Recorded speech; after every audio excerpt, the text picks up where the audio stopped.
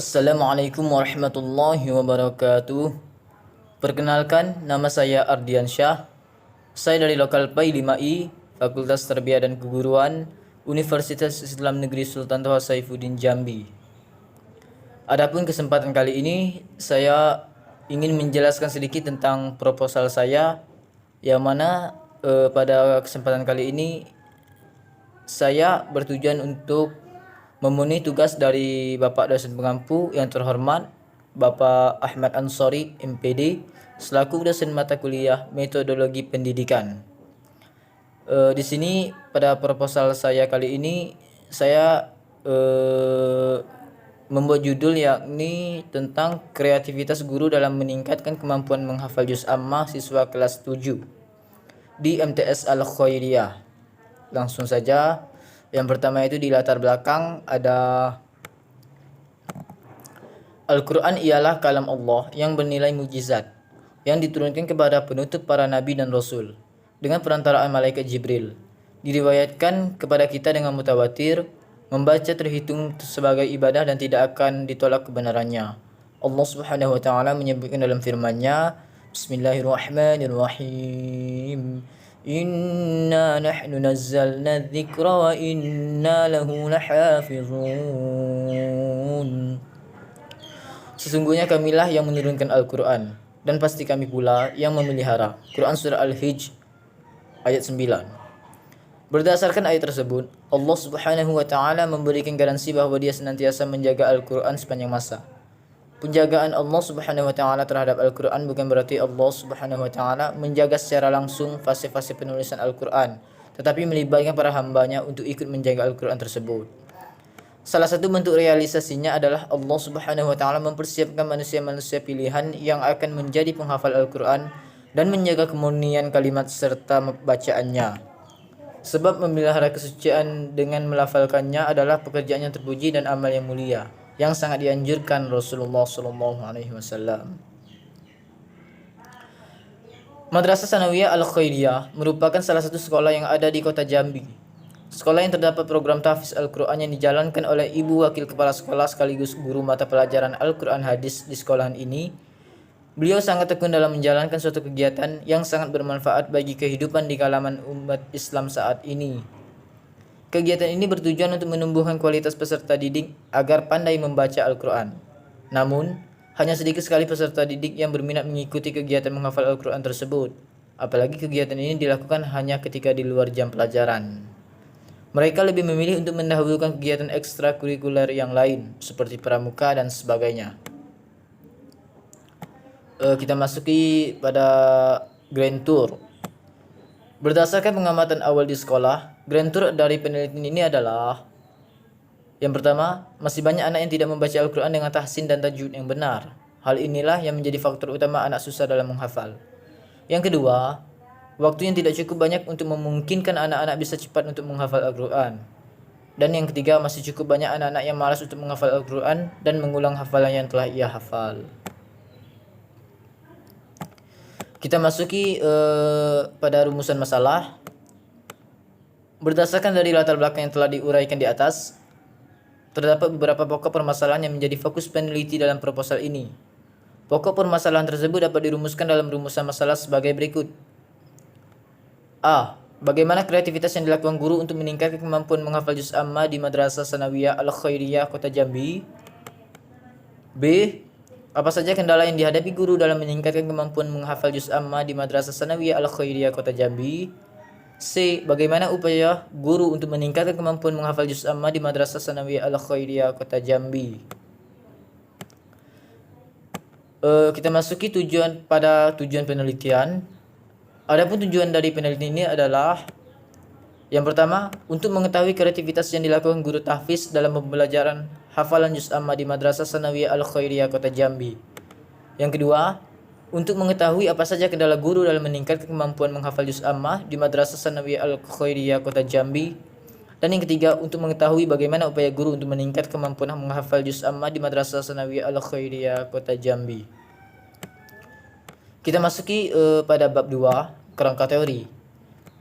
Kreativitas adalah kemampuan untuk membuat atau menciptakan hal-hal baru atau kombinasi baru berdasarkan data, informasi, dan unsur-unsur yang ada.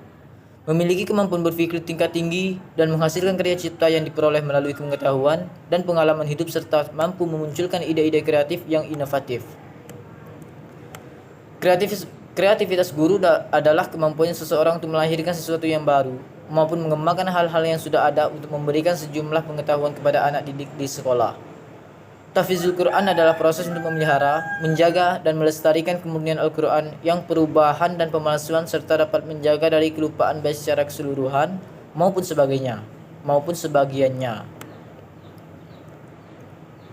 Menghafal Al-Quran sendiri harus memiliki metode, adab, dan teknik yang sesuai agar memudahkan untuk pelekatan hafalan dalam memori seseorang terutama anak didik.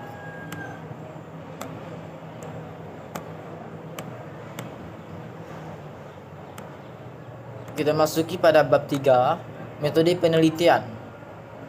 Yang pertama, pendekatan penelitian. Dalam penelitian ini, peneliti menggunakan jenis penelitian lapangan. Pendekatan yang digunakan dalam penelitian ini adalah pendekatan penelitian kualitatif. Penelitian lapangan yaitu penelitian yang dilakukan jalan peneliti terjun langsung ke objek atau di tempat fenomena terjadi. Maka data yang didapat akan lebih lengkap, lebih mendalam, lebih kredibel, dan bermakna. Jenis dan sumber data. Jenis data. Adapun jenis data yang digunakan dalam penelitian ini adalah data primer dan data sekunder. Data primer adalah data yang diperoleh langsung dari sumber utama melalui observasi dan wawancara di lapangan. Sedangkan data sekunder yaitu data yang diperoleh dari bacaan literatur serta sumber-sumber lain yang berhubungan dengan penelitian ini. Dengan kata lain, data sekunder dapat diperoleh dari sumber kedua berupa dokumentasi serta peristiwa yang bersifat lisan atau tulisan. Kita masuki kelanjutan bab 3 pada sumber data. Sumber data adalah di mana data diperoleh. Sedangkan sumber data dalam penelitian ini terdiri dari orang dan dokumentasi meliputi A. Sumber data berupa manusia, yakni kepala sekolah, guru Al-Quran hadis, dan siswa. Sumber data berupa suasana dan kondisi serta lingkungan di Madrasah Sanawiyah Al-Khairiyah Kota Jambi. B. Sumber data berupa dokumentasi, berupa foto kegiatan, arsip dokumentasi resmi yang berhubungan dengan kegiatan proses belajar mengajar yang dilakukan oleh guru dan murid di Madrasah Sanawiyah Al-Khairiyah Kota Jambi. Masih dalam kelanjutan bab 3, setting penelitian. Penelitian ini dilakukan di Madrasah Sanawiyah Al-Khairiyah Kota Jambi atas berbagai pertimbangan. Yang pertama, adanya siswa-siswi yang sulit untuk menghafal Al-Quran dengan baik karena terbatasnya waktu untuk menghafal dan banyak yang terpengaruh terhadap teman yang berkelakuan jauh dari Al-Quran. Yang kedua, riset atau penelitian ini ingin mengetahui sejauh mana kemampuan guru dalam meningkatkan kemampuan menghafal siswa. Kita masuki pada subjek penelitian. Atas berbagai pertimbangan, sebagaimana dikemukakan di atas, maka yang akan dijadikan sebagai informan atau subjek penelitian ini adalah yang pertama itu kepala sekolah dan guru Al-Quran hadis karena beliau sebagai tenaga pendidik. Para siswa kelas 7 di Madrasah Sanawiyah Al-Khairiyah Kota Jambi.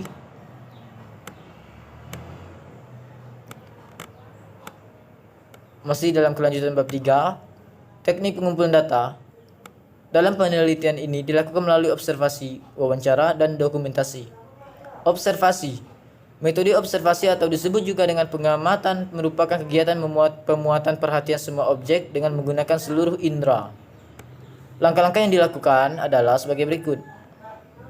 Yang pertama, mengamati bagaimana saat guru Al-Quran hadis menyimak hafalan dan mengajar baca pada siswa. Saya ulangi. Yang pertama, mengamati bagaimana saat guru Al-Quran hadis menyimak hafalan dan mengajar baca pada siswa. Yang kedua, mengamati respon murid yang sedang menghafal dan menuntut ilmu pada guru. Dan yang ketiga, memperhatikan metode-metode yang diterapkan guru ketika menyampaikan materi pada saat proses mengajarkan tahfiz kepada siswa.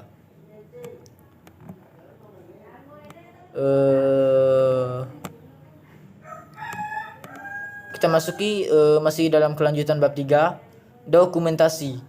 Dokumentasi sebagai cara mencari data mengurai hal-hal atau variabel-variabel yang merupakan catatan manuskrip, buku, surat kabar, majalah, notulen rapat, prasasti, ledger agenda, dan sebagainya. Data yang dihasilkan adalah struktur organisasi, keadaan guru-guru, keadaan siswa tahfiz Quran kelas 7, keadaan sarana dan prasarana.